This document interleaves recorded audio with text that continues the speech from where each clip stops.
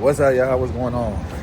Man, we are in New York City, one of my favorite places in the world. The best food, the best experiences, the best date nights, the best. I wouldn't live here, but I love visiting, man. So we're here because my wife is investing in herself, and she's taking a class to help with her skill sets because she does curly hair. And we decided to come a couple days early and make a thing of it, man. And it's been a great trip so far.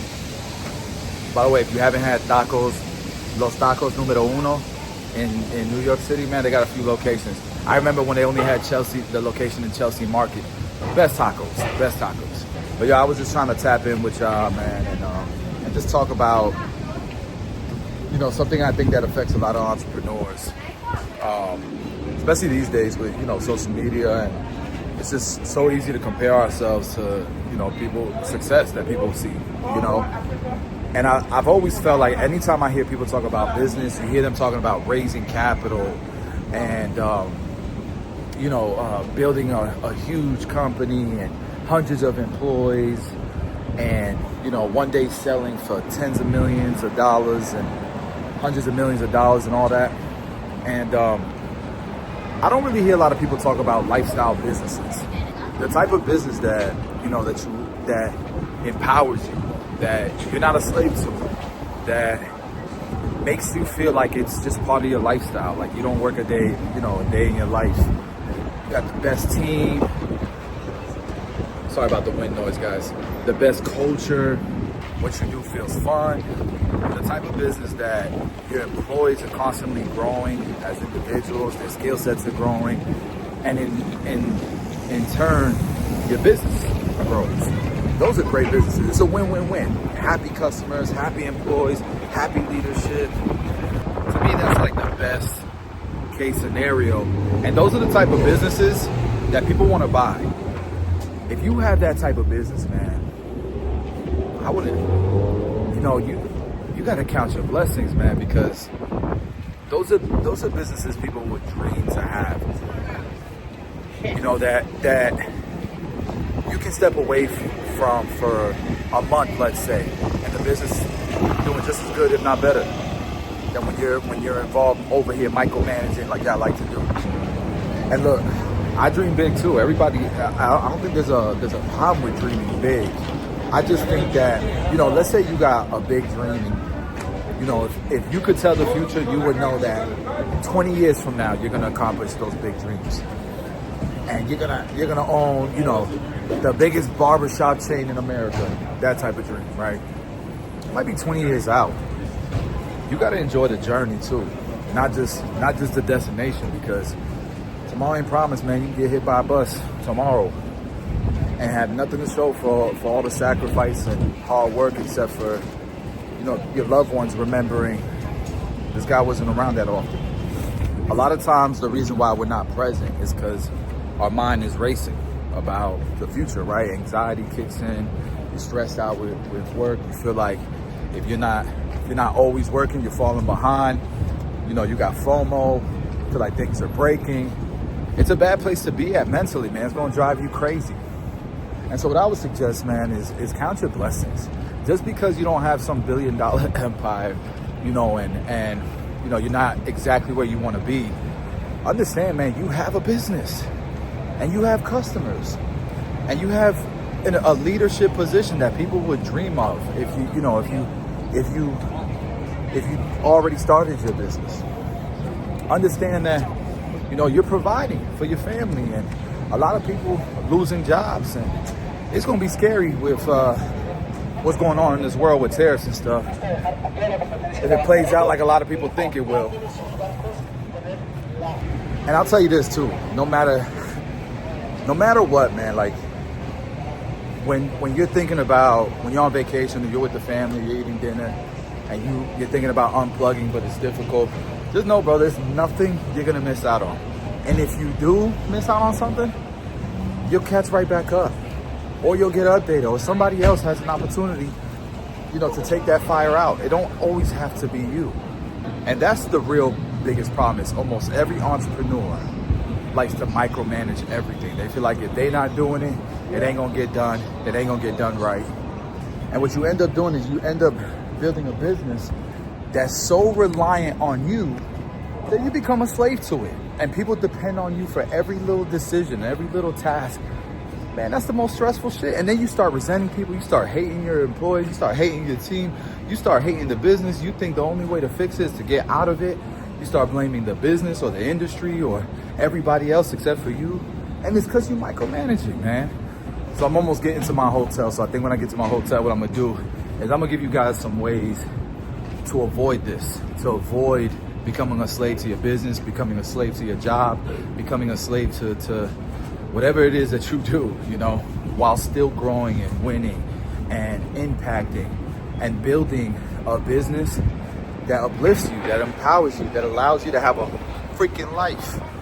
Like, just for perspective, what's wrong with a business, for example, that makes you, I don't know, $20,000 a month in profit, and you have a life, versus a business that makes 100 grand a month, but you don't have, you're always stressed, you're always depressed, you always got anxiety going, the shit's driving you insane, you got no time to live, your health is out of whack, you got no time with your kids, you haven't taken a vacation in years.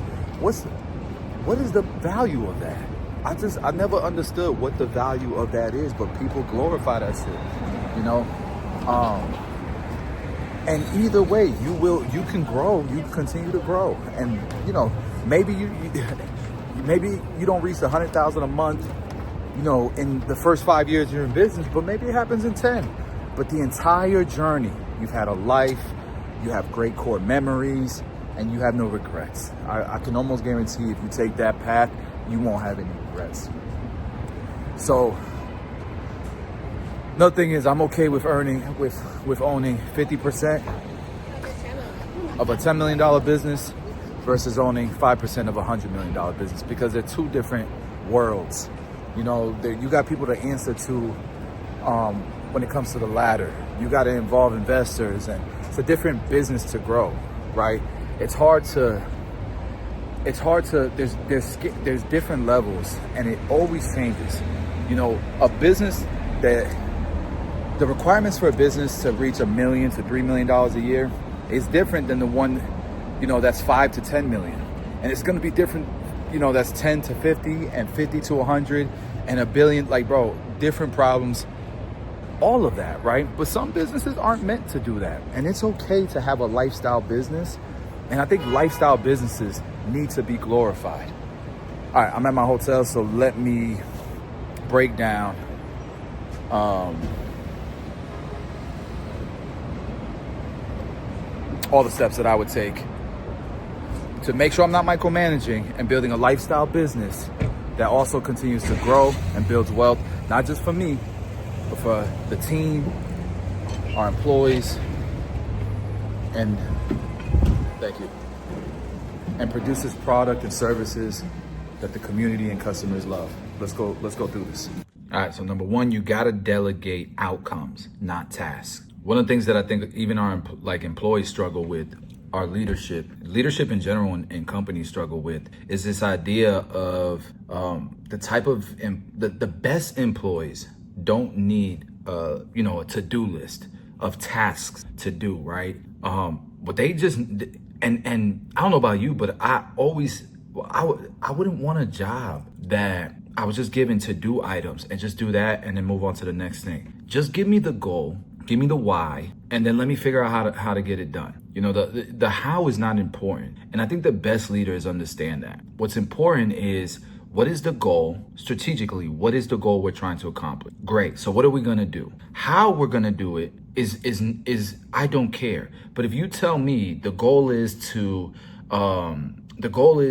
increase revenues this year by 20%. All right, what are we going to do that? We're going to focus more on paid ads this year than we did organic traffic. Okay, I don't need to know the details from there. I don't need to know that you're going to do meta ads, that you're going to do some Google ads, that you might do some billboards, whatever it may be. I don't need to know that. Just get it done and let's track the numbers. Let's just see if it works, if the results are there. If you tell me this is what you did in order to reach that goal and we missed the target, that's okay. We can build from that. You know what I mean? Next thing is SOPs, standard operating procedure. So this is how you create systems. And to make it as simple as possible, when I used to work at Arby's, we would have standard operating procedures at every station. So, if you're at the fry station, this is the standard operating procedures for the fry station, some do's and don'ts, things like that. And it's documented, it's on a PDF, it's printed out, and it sits there, and it just makes it easy for people to have resources. And so what I suggest is, what we use is this app, this software called Notion. Great website, Notion. And we build our SOPs in there, and it's just this one spot, this one hub, we call it, where anything you need, you can search it, and there's probably going to be an SOP for it.